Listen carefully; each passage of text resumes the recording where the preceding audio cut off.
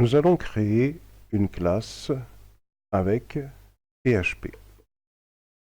Pour cela,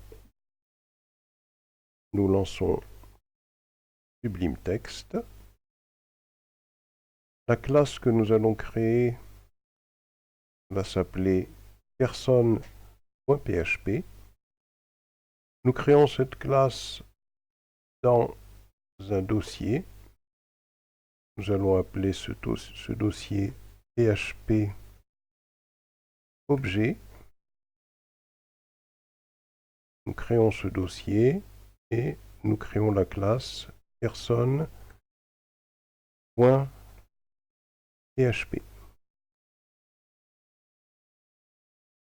Voilà. Pour créer une classe en PHP, d'abord, nous utilisons l'instruction qui indique que nous travaillons dans un fichier PHP. Classe,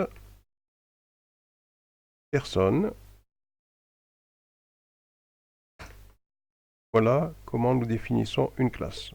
Classe, ça va être un type de variable qui va posséder des données et qui va posséder les traitements sur ces données.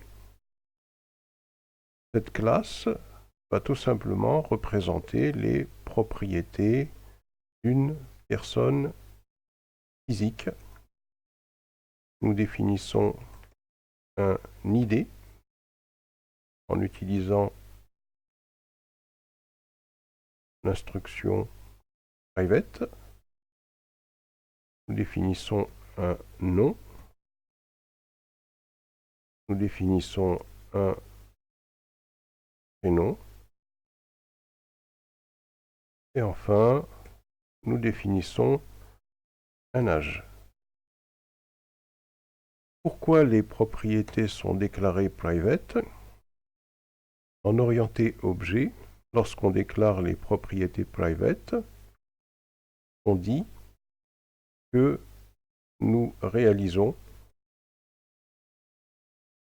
ce que l'on appelle l'encapsulation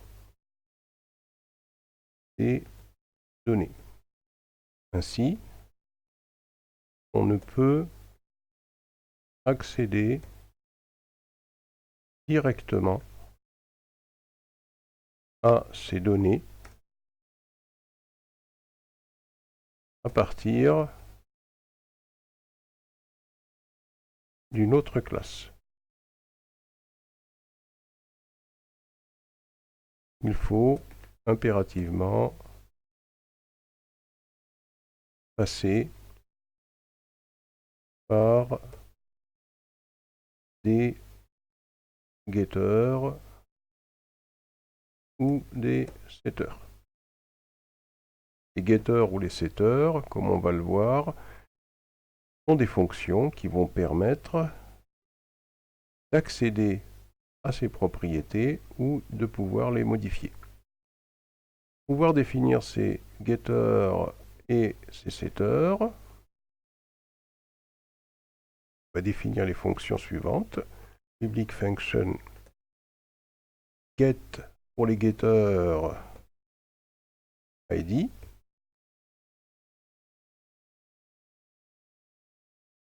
Pour pouvoir accéder à la propriété ID qui est ici, on écrit return $this ID. Le $this va représenter un objet de type personne. ID va représenter la propriété de cet objet. Et donc nous définissons les getters qui permettent d'accéder aux propriétés. Le $this représente un objet du type personne. On dit également qu'il représente une instance de personne. Les autres getters se présentent sous la même forme. Public fonction get nom. Return $this non. Non. Public function get prénom. Return $this prénom. Et enfin, public function get âge. Return $this âge. Nous allons définir également les setters. Les setters qui permettent de modifier les propriétés. Public function set ID. Nous indiquons un paramètre qui va permettre de modifier la propriété ID. $id représente cette propriété. Le $id qui est ici, en paramètre de la fonction setID, est différent de la propriété, qui est représentée par $id, qui est égal à $id, point virgule. Public function set nom $nom collade $this nom est égal à $nom, point virgule. Public function set prénom $prénom collade $this prénom est égal à $prénom. Et enfin, public function set âge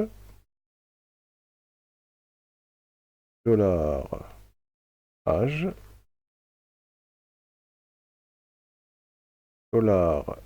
$this âge est égal à $âge. Voilà, nous avons créé une classe personne qui va symboliser une entité personne de la vie réelle.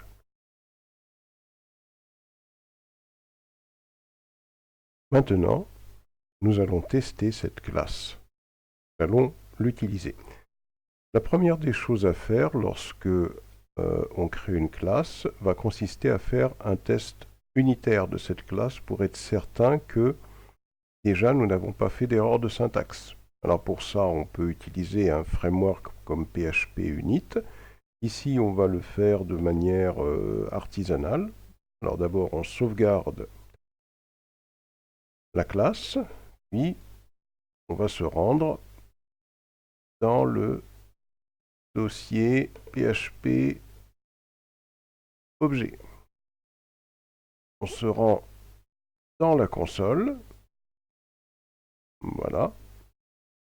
Et dans cette console, on va tout simplement écrire php personne.php. Il n'y a pas d'erreur.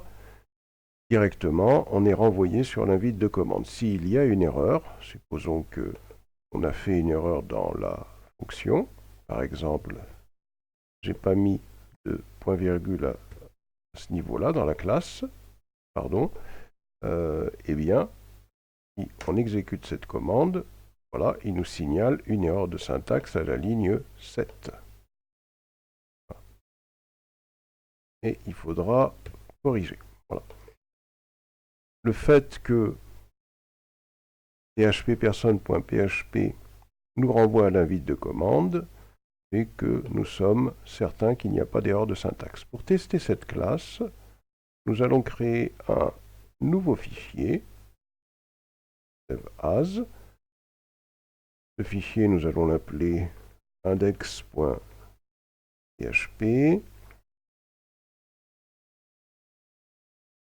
C'est un fichier PHP.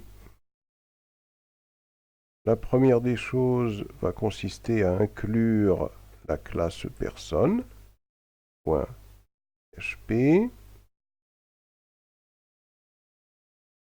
Ensuite, nous allons créer un objet personne. Pour cela, nous instancions la classe personne.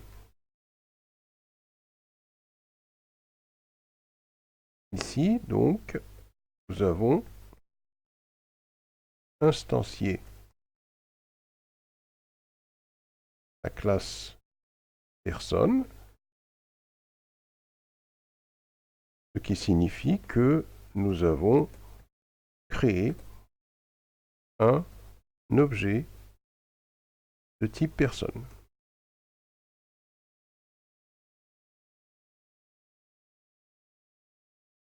Cet objet de type personne, pour l'instant, a ces 4 propriétés qui ne sont pas initialisées. Nous allons donc les initialiser en utilisant les setters. $personne set ID, par exemple l'ID 1, $personne set nom,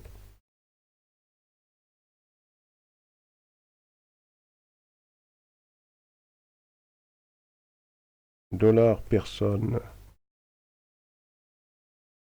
set prénom,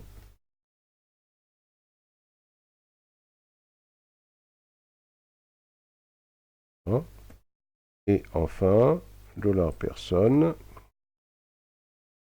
set âge. Ici, nous avons instancié les propriétés de l'objet personne.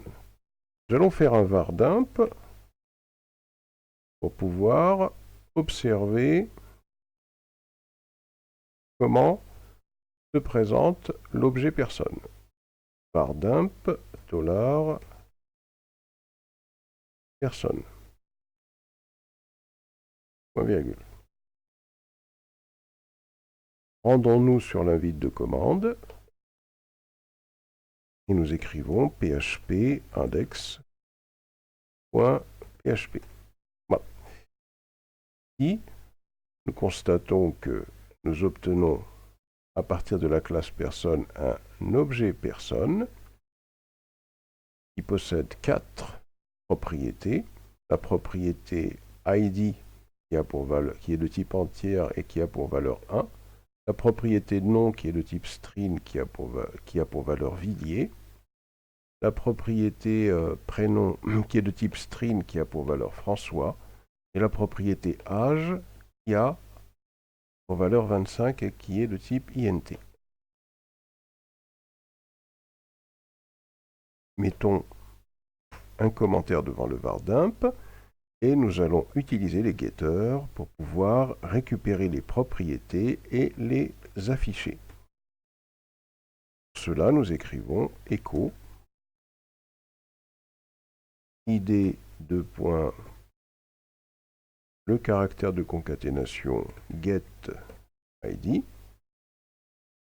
point nom deux points, le caractère de concaténation get nom, point entre guillemets prénom deux points, le caractère de concaténation get prénom, point entre guillemets âge, point get âge, point virgule. Si nous allons exécuter notre code, php-index.php, alors on voit que nous avons une erreur, uncaught error call to indefinite function getID. Donc on nous dit que cette fonction getID n'existe pas parce que ici nous nous sommes trompés, nous avons oublié d'indiquer l'objet personne. Que différentes méthodes,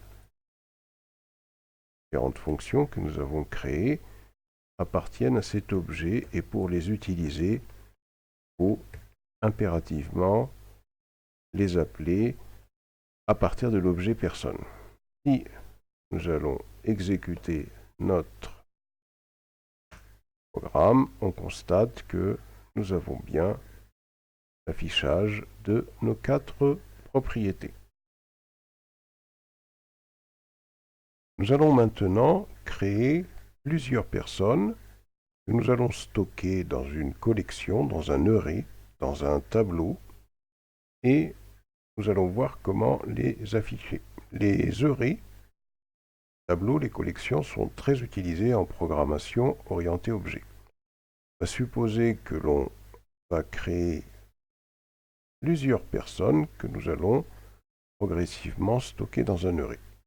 On n'a plus besoin de ces instructions, cette instruction-là. Alors, ici, nous avons, dans notre programme, créé une première personne. Alors, pour cela, donc, maintenant, nous allons tout simplement travailler avec un array que l'on va appeler personne, avec un S. Et nous allons stocker cette première personne dans cet array. Ensuite, nous allons créer une deuxième personne en dessous. Nous allons modifier les valeurs.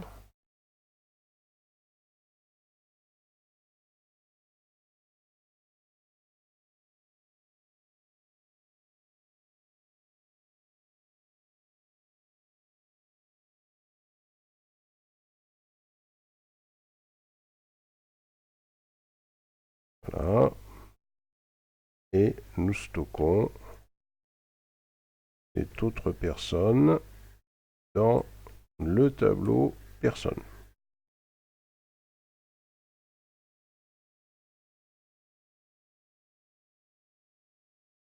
Voilà, ça devrait suffire pour notre démonstration. Nous allons mettre entre commentaires cette instruction-là, dont nous n'avons pas besoin, mais nous allons faire un var_dump pour comprendre la structure de l'array personne. Allons exécuter index. Voilà. Constatons que nous avons un array, une collection de 2 personnes que nous retrouvons à ce niveau-là. Donc nous avons bien stocké les personnes dans une collection. Nous allons maintenant parcourir cette collection pour pouvoir afficher les personnes.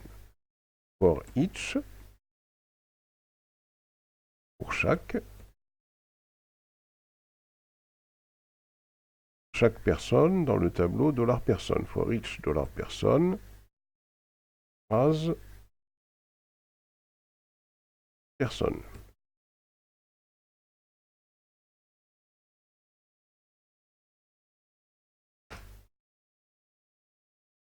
Nous allons simplement récupérer cette instruction.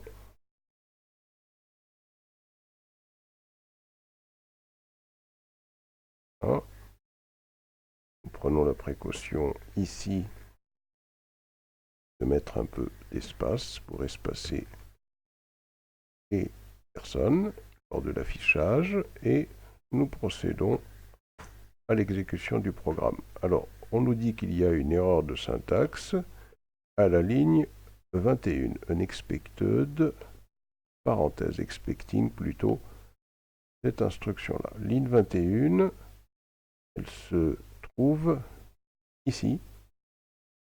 Sur cette ligne-là, on nous dit qu'il y a une erreur. Effectivement, nous constatons que nous avons oublié le dollar à ce niveau-là. Si nous exécutons notre programme, on constate qu'on a bien la première personne, puis la deuxième personne. Voilà comment nous créons des collections de... Nous allons maintenant créer une deuxième classe que nous allons appeler employé. File, save as,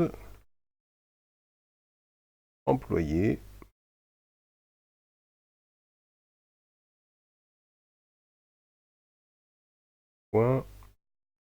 .php. Cette classe employé, interrogation php, classe employé,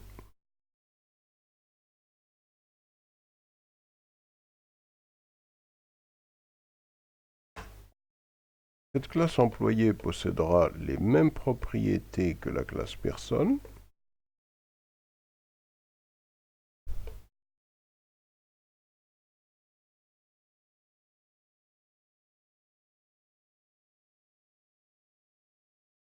Elle possédera par contre une propriété en plus qui est la propriété salaire. Ce qui signifie qu'on aura les mêmes getters et les mêmes setters.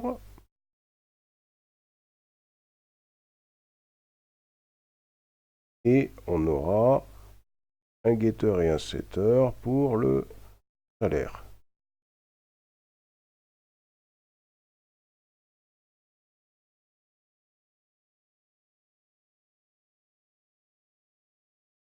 Big function get salaire.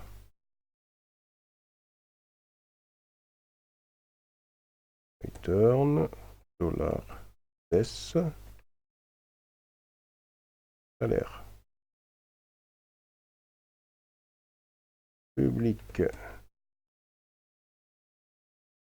function set salaire. $salaire.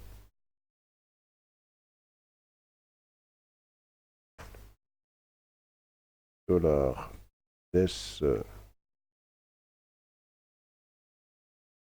salaire égale $salaire. On se dit quand même qu'on est un peu embêté parce que on constate que ces propriétés-là, les getters et les setters, étaient déjà définis dans cette classe personne. Pourquoi ne pas trouver un moyen d'utiliser cette classe? Pour ça, on va utiliser l'héritage. C'est-à-dire que ce que nous allons faire, nous allons supprimer les propriétés qu'on trouve dans la classe personne. Nous allons supprimer les getters et les setters que l'on trouve dans la classe personne. Et pour pouvoir s'employer, il n'y a pas accolade à ce niveau-là, pour pouvoir faire comme si nous utilisions les propriétés et les méthodes de la classe employée directement dans la classe employée. On va utiliser l'héritage, c'est-à-dire qu'on va dire que la classe employée étant la classe personne.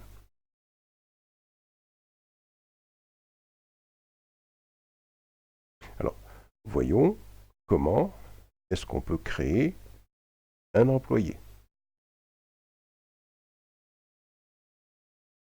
Rendons-nous dans la classe index.php. Nous supprimons ce que nous avons fait.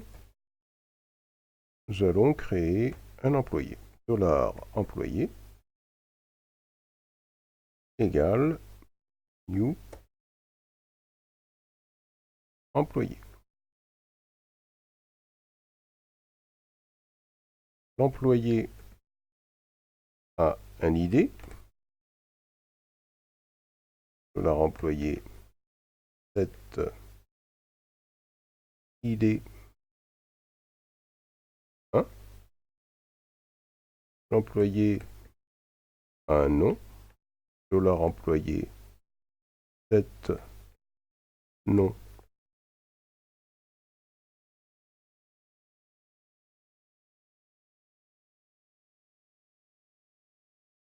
L'employé a un prénom.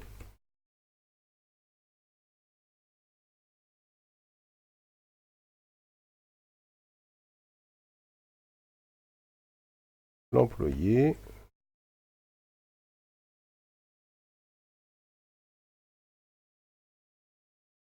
possède également un âge.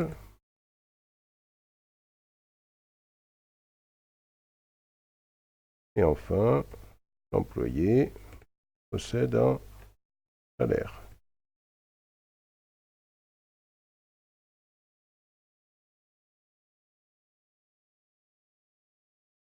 Faisons un var_dump de employé.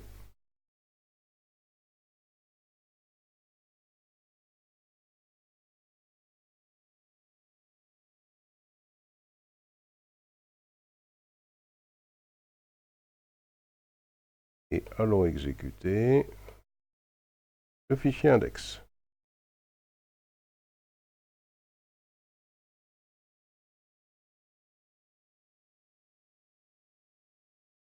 Alors, on constate que nous avons un problème. On nous dit que la classe employé n'a pas été trouvée parce que nous ne l'avons pas incorporée à ce niveau-là.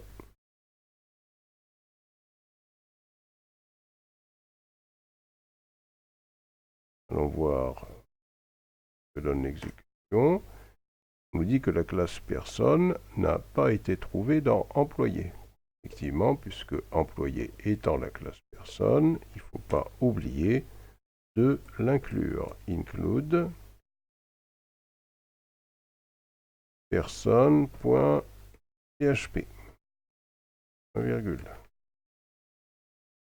Ah, nous allons tenter d'exécuter notre code. Voilà, on constate que l'héritage nous a permis de créer un objet de type employé avec toutes les propriétés qui ont été héritées de la classe personne, plus la propriété salaire en plus. Voilà comment s'utilise l'héritage. Nous allons maintenant nous intéresser aux constructeurs. Les constructeurs sont des fonctions qui permettent d'initialiser des objets. Rendons-nous dans la classe personne. Nous allons créer ici un constructeur public function underscore construct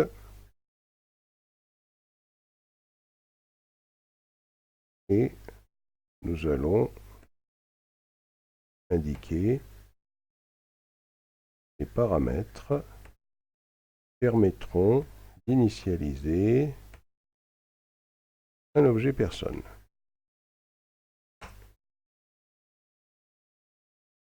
Puis, avec chacun de ces paramètres, nous initialisons les propriétés de l'objet personne.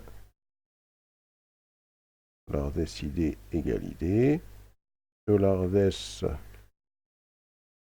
nom est égal à $nom. $des prénom est égal à $prénom.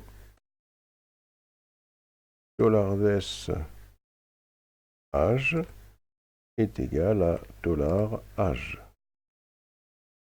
Voilà. Comment utilisons-nous le constructeur pour initialiser un objet? Rendons-nous dans index. Pour supprimer tout ce que nous avons ici. Nous prenons la précaution, cette fois-ci, d'inclure la classe personne. Nous allons initialiser un objet personne. $personne est égal à new personne. On donne une valeur au paramètre $id, constructeur. Nous donnons une valeur au paramètre $nom du constructeur.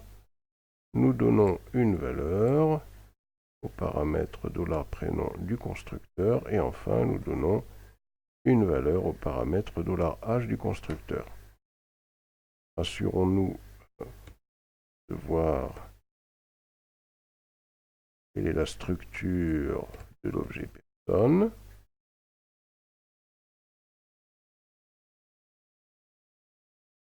Exécutons le fichier index.php.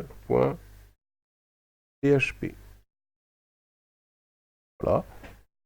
On constate que l'on a bien créé une personne avec le constructeur, comme nous l'avions fait avec le getter et avec les setters plutôt. Donc ici, à retenir, un constructeur est une fonction qui permet d'initialiser les propriétés d'un objet ou un objet, tout simplement. Lorsque ces propriétés sont initialisées, l'objet l'est également. Nous allons voir comment nous pouvons créer le constructeur pour la classe employé, qui est une classe qui hérite de la classe personne. Pour cela, nous écrivons public function __ construct. Cette fois-ci, nous constatons que nous devons initialiser le paramètre id, le paramètre prénom, le paramètre nom, la propriété prénom, la propriété âge et la propriété salaire.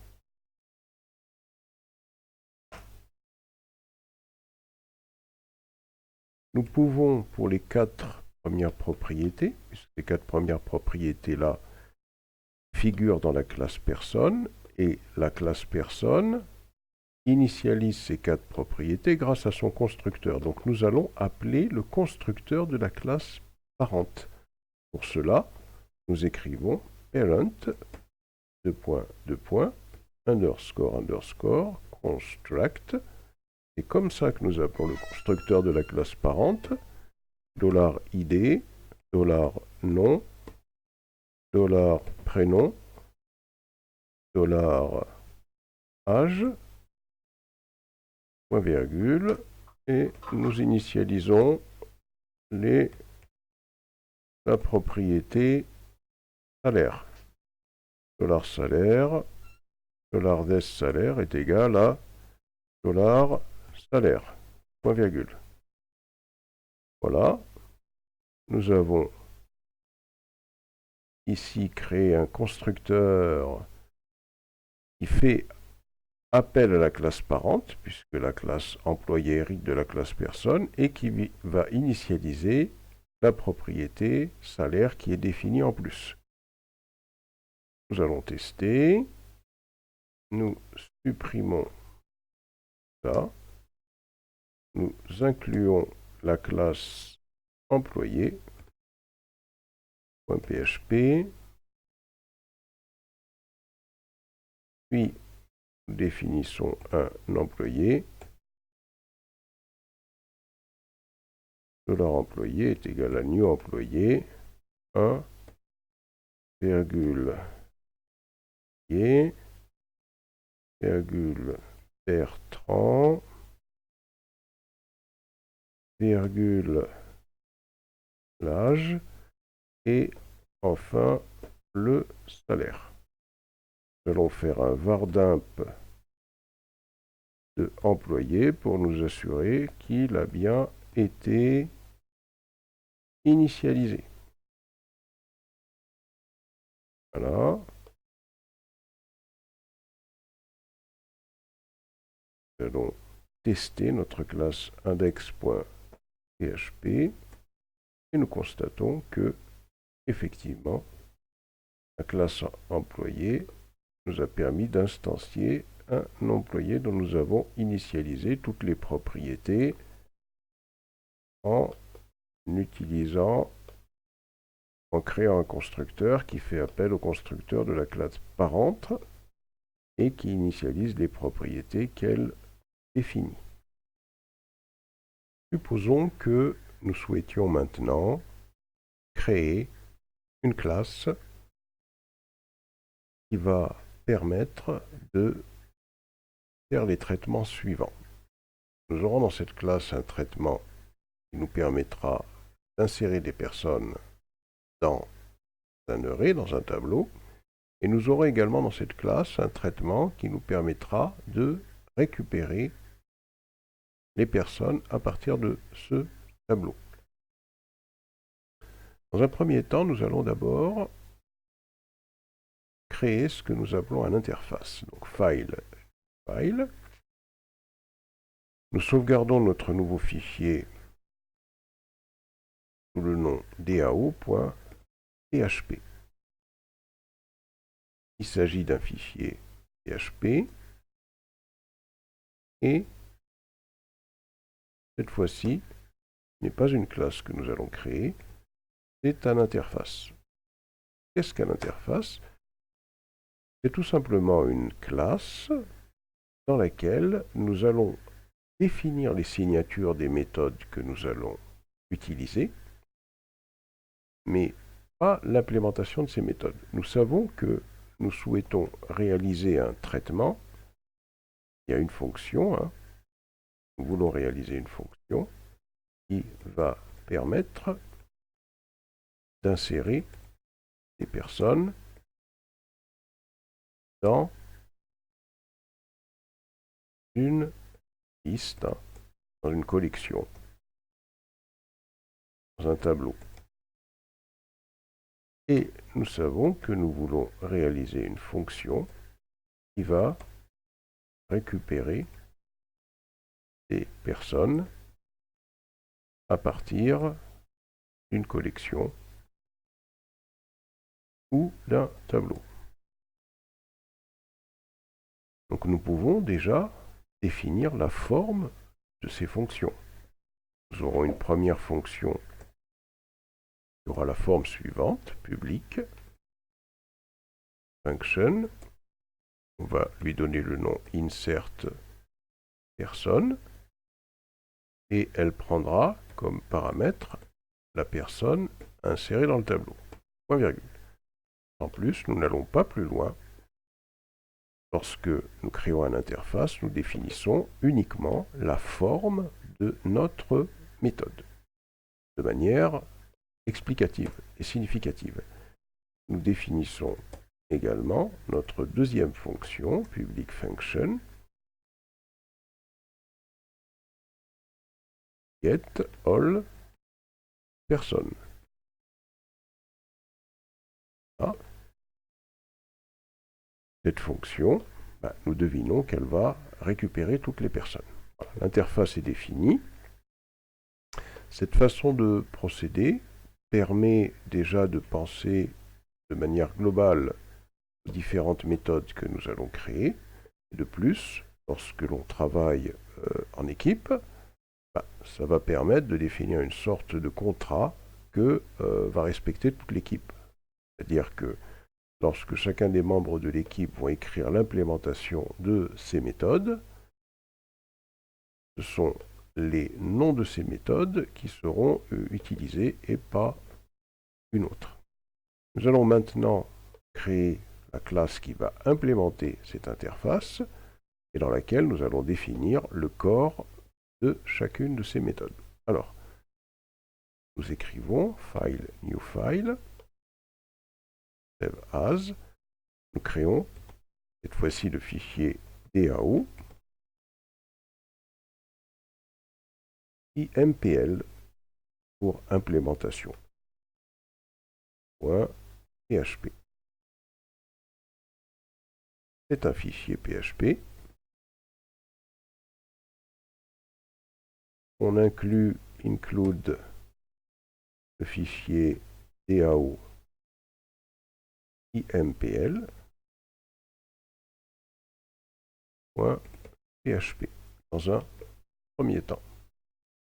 Ensuite, définissons la classe DAO IMPL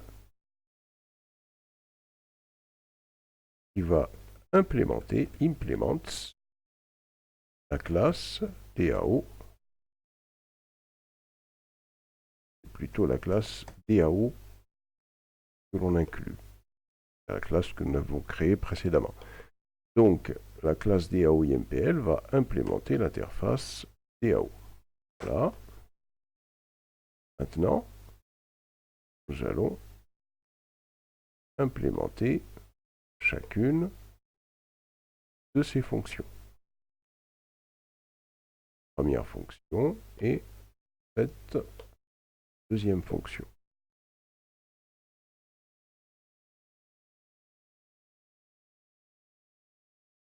Cette fois-ci, nous allons définir le corps de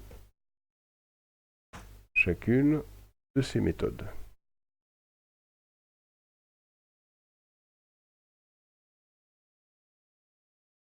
Alors, nous pouvons, dans un premier temps, tester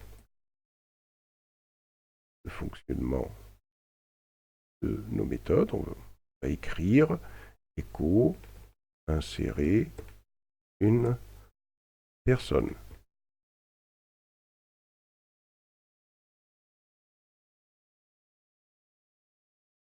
Virgule. Et nous écrivons echo récupérer les personnes. Une façon de procéder va nous permettre de tester si notre construction fonctionne. Ensuite, nous allons sur index.php. Nous incluons, alors nous supprimons bien sûr le contenu. Nous incluons la classe DAO impl.php. Nous allons instancier un objet DAO. DAO est égal à new DAO impl. Et nous allons tout simplement appeler les différentes méthodes. DAO. Première méthode, nous l'avons appelée insert DAO personne.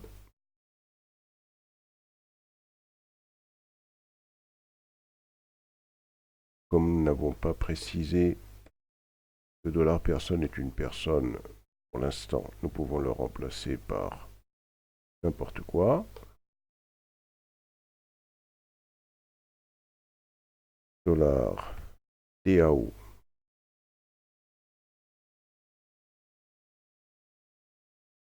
Et nous récupérons le getAll personne.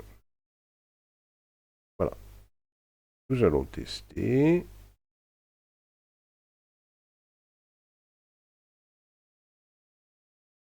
Voilà. Donc on voit que ça fonctionne bien. Nous avons simulé une implémentation pour les deux fonctions et ça affiche bien les résultats escomptés dans l'immédiat.